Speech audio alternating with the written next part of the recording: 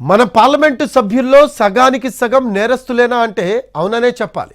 ఎన్నికల సమయంలో సమర్పించిన అఫిడవిట్లలో ఈ విషయాన్ని స్వయంగా మన నేతలే చెప్పారు. మొత్తం సభ్యుల్లో 3వ వంతు మంది హత్యాయత్నం వంటి తీవ్ర నేరారోపణలు ఎదుర్కొంటున్నారు. ఇక పార్లమెంట్లో మహిళల ప్రాతినిధ్యం మొక్కుబడిగానే ఉంది. లోక్సభలో ప్రస్తుతం 514 మంది సభ్యులు ఉన్నారు. ఇందులో సగానికి సగం తీవ్ర నేరారోపణలు ఎదుర్కొంటున్నారు.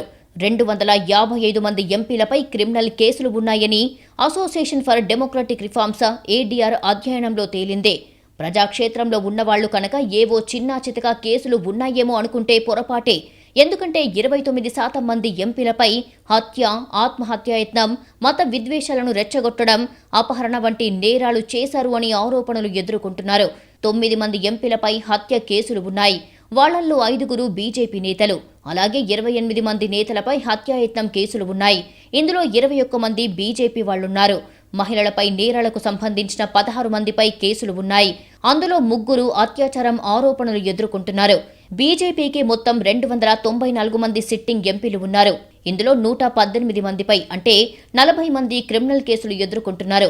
కాంగ్రెస్ కు 46 మంది ఎంపీలు ఉండగా అందులో 26 మంది అంటే 57% మందిపై క్రిమినల్ కేసులు ఉన్నాయి. ఉత్తరప్రదేశ్, మహారాష్ట్ర, బీహార్, ఆంధ్రప్రదేశ్, తెలంగాణ, హిమాచల్ ప్రదేశ్లకు చెందిన ఎంపీలపైనే ఎక్కువగా క్రిమినల్ కేసులు ఉన్నాయి. మన పార్లమెంటు సభ్యుల్లో కోట్లకు పడగలెత్తిన వాళ్లకు కొదవలేదు. 5% మంది సిట్టింగ్ ఎంపీల్లో ఒక్కొక్కరు వద్ద 100 కోట్ల రూపాయలకు పైగా ఆస్తులున్న వాళ్లే. జాతీయ పార్టీలైన బీజేపీ, కాంగ్రెస్లోనే ఎక్కువ మంది కోటీశ్వరులు ఉన్నారు.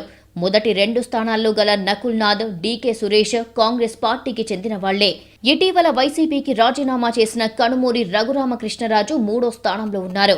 ఇక పార్లమెంట్లో మహిళల ప్రాతినిధ్యం మొక్కుబడిగా ఉంది. మొత్తం సభ్యుల్లో కేవలం 15% మంది మహిళలు ఉన్నారు.